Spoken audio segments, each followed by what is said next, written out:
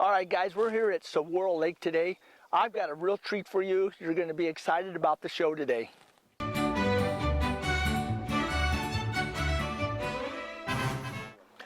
So, Josh, what do you think about, what we just made a major move? Why did we move here?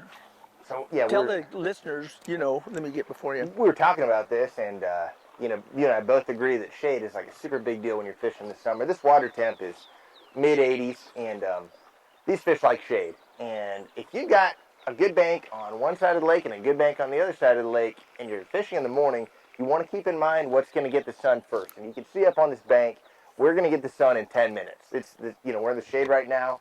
This is the last shade these fish are going to see all day until 5 o'clock this afternoon. So we decided to hit this bank first because we know if we go across the other side, that's going to have shade on it all morning. We've got all morning to go over there. Right. We can go up and even hit some of the sunny side and still catch that bite, and which we're going to do. We're going to move along here and hit this shady part here with the rocks and stuff.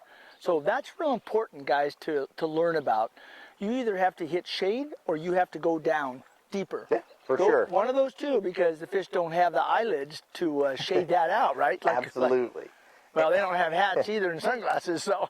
We're pretty lucky on that front. Yeah. One thing you can do, one little hack you can even use, if you get the sun up at noon or whatever, something I talk about a lot, is you've got to find the sneaky shade, if that makes sense. So that's when you start looking for boulders, start looking for grass, start looking for something, though, even though the sun might be shining on the bank, you've got to look for that sneaky shade, and you get some extra fish that way, too. Right, that's true. That's good tips. Like I said, folks, you're going to get a lot of really good tips out of this show today, and be watching because you're going to get so much information. We're definitely going to have 2 parts to this, and we may have to run 3 parts, but to have Josh here from, a short time every year to come out and fish with us and show this is huge, a huge part. And like I said, next Tuesday, I forgot the date, but it's the second Tuesday of every month. Yeah. Second Tuesday every month.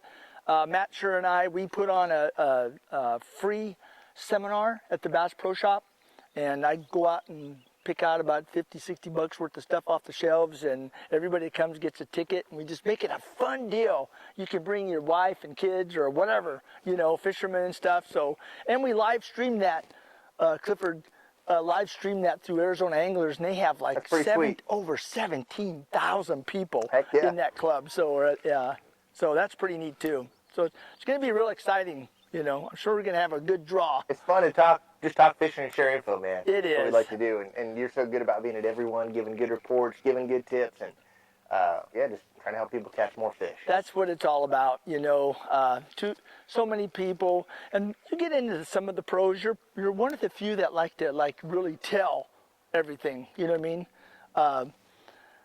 So many of the pros just won't give you no information at all. And most of the fishermen are starving for this, just average Joe fishermen that aren't tournament guys.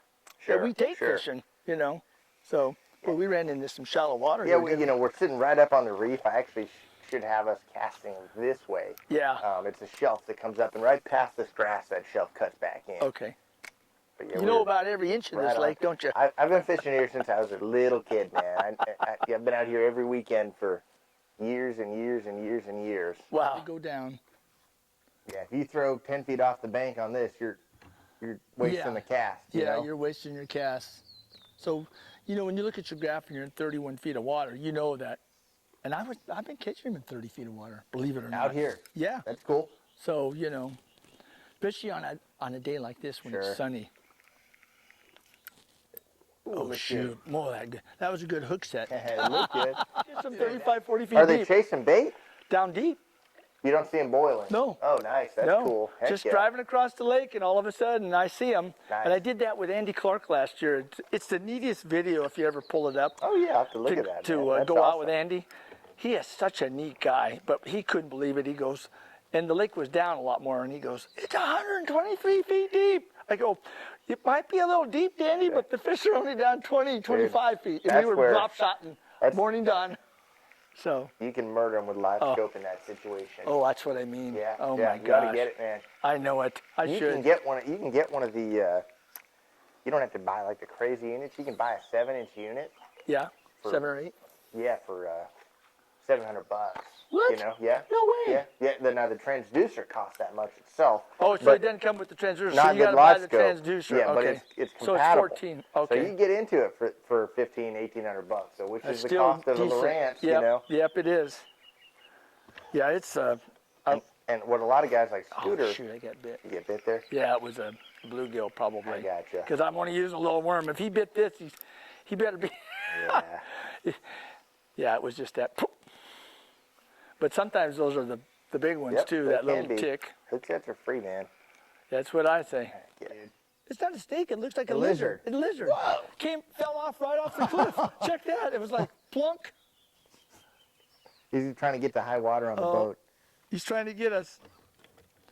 Yeah, there's a weird instance here where I'm taking a picture of this lizard. Yeah. Good What luck, a lizard. weird deal, man.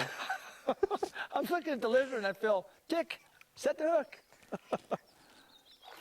We're sitting under this bluff, and the lizard literally fell from 100 feet up right Yeah. before Gary caught this fish. Yeah. It lands on the water. He's like, what is that? This little lizard starts swimming across the surface. Isn't that crazy? In the meantime, there's a fish swimming off with These your are so worm. dark, aren't they? Yeah, it My really gosh, is, look huh? at that. Beautiful, beautiful bass, I tell you. Good job, man. It's just fun catching the little guys.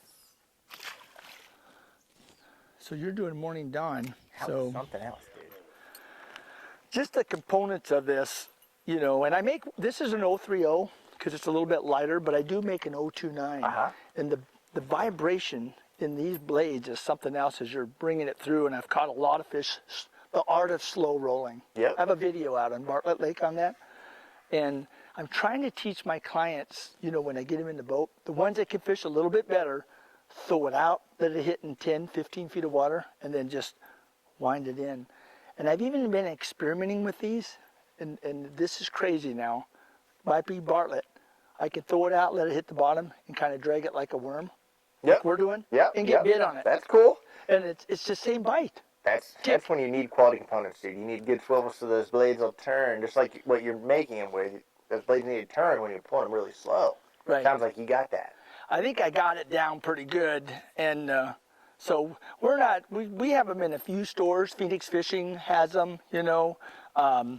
There's a guy out in Apache Junction has them, but most of the time I just make them for people that I know, you know, that I'm fishing with, or clients, you know, and I sell them real cheap anyway, so they can afford them. Sure, so you don't make a whole lot on something like this, but it's fun. Catch fish with them, that's the key, dude. Yeah, you catch fish with them, yeah.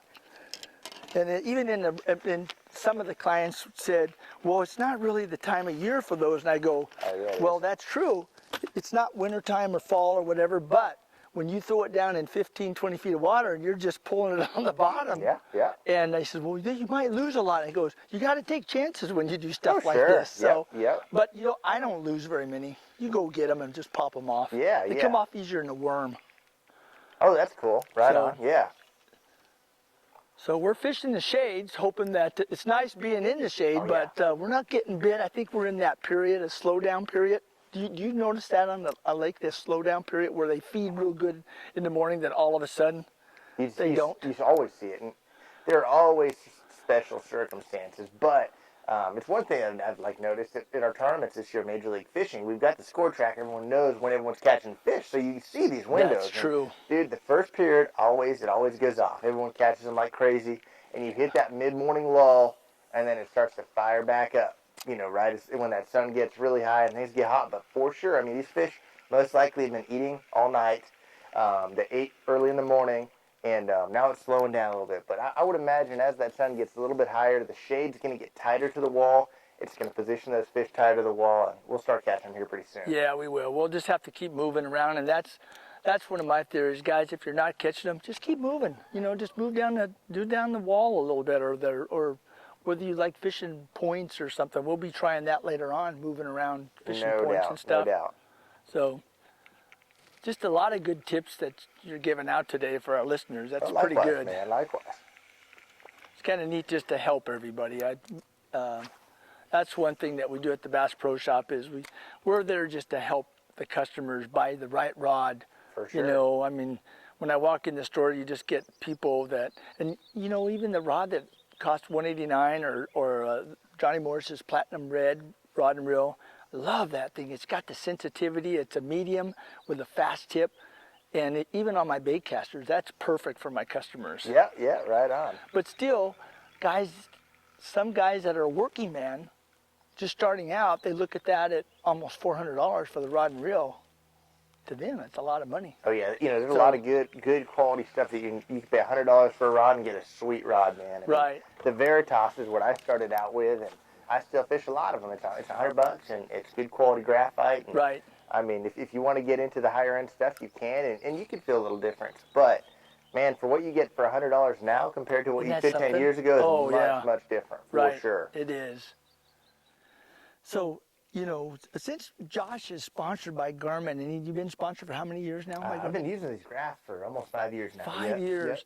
So this may seem kind of funny to you guys, but I was watching Josh hit his trolling motor back and forth, and I'm thinking, why did you turn that trolling motor so much like that? And he's going, well, you have to turn the angle of the trolling motor to bounce off the wall and see your bait or whatever. But he showed me on the graph that he can throw his drop shot out, and he's going, there's my drop shot right there going down. It's like 25 feet away. Yeah, you've been able to do that forever straight down. Yeah. But, you know, with live scope, the invention of pen optics and live scope, you can do it out in front of the boat. So I'm sitting here panning around. I do it all the time where, you know, you're just fishing, your bait's out there, but your trolling motor's not actually running, but you're just panning back and forth. Right. And, I can see that on the graph. I know a little bit later I want to bring the camera up here, and I can back up and we can show sure. Yep. the audience, because it's like the neatest thing.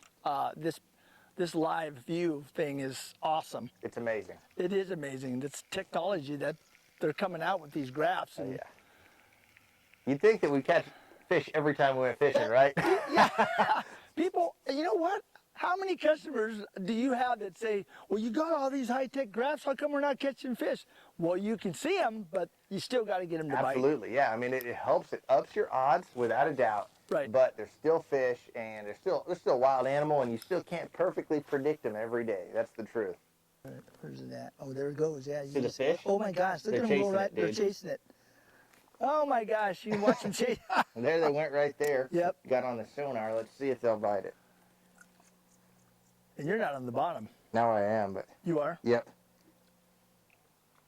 They could be yellows. If they don't bite, a lot of times I'll call them yellows. The yellows. Will the yellows bite on the worm? Sometimes You they'll ever bite catch the 'em? weight, but yeah, I rarely catch them on the actual worm, you know? Yeah, it has to be a spoon or something. Yes, Like a yeah. minnow, or you could use a. Exactly. No, not that time. Nope. That is so cool. Oh gosh. See, there's my bait again, but we're out of the fish. There's a tree that we're over. Oh yeah, look at that. How often do you see a tree out here in this lake? Well, there's a forest of them out there in the middle of the lake. It's, you know, if you look at the Salt River, the lower salt, that's exactly what Yeah. this is. And they got a pretty good amount of trees that are on the channel. Yeah, do But you if you fish get off those the- in the channel way out there? Yes, in the wintertime. Oh, do you? Yeah, but if you get off that channel, you don't have any trees. One of these fish bit. That's a fish right there. Okay, you ready? Yep. So you can see we've got a big tree right here. This is the bluff. There's kind of a rock pile out off the bluff with a suspended fish, but this is what we're fishing. This is a tree, and there are several big fish in this tree. 1, 2, 3, 4. I'm going to go ahead and send my bait down into this thing. Let's send 2 of them down. Yeah, how about we send both of them How about we down? send 2 Yeah, down? I 2 like that different even colors. better. I think you're up over closer to it this end, but I'm kind of both right missed. at the bluff. Missed the count. Let's see if we can get either fish to react here. I want to send it down into the tree one more time. One more time. Yeah, just one more time. We've got a couple suspended fish right below us. See if they'll notice this bait. So that, with all the lines on the regular graph, is a tree. That's the tree. That's what the your tree. normal view would be, Yeah. right? And that's your down scan. Yep. Right there, which shows the tree good too. Yes, On the I like to down run those side by side. I like to run them side by side just to reference, man. Oh yeah, you got so much graph there looking at it that. So you can actually see those fish we were looking at on the live scope. There's the fish in the tree. This is the tree, all these straight lines. And that arch right there is the fish. You can see it's easily broken up. It Wow. still stands out, but it's a lot easier to see what's going on with that live scope. That just goes to show the listeners that, and everybody, even though we see the fish on the graph, If it's not the right color and they don't want to eat, And dude, they won't bite. sometimes it's color. I don't think our problem's color right there. I think our problem is these fish just flat out their mouth is stapled shut right now Yeah. after this front. But no big deal. We'll keep moving, try We'll to keep find some moving. more. Yeah.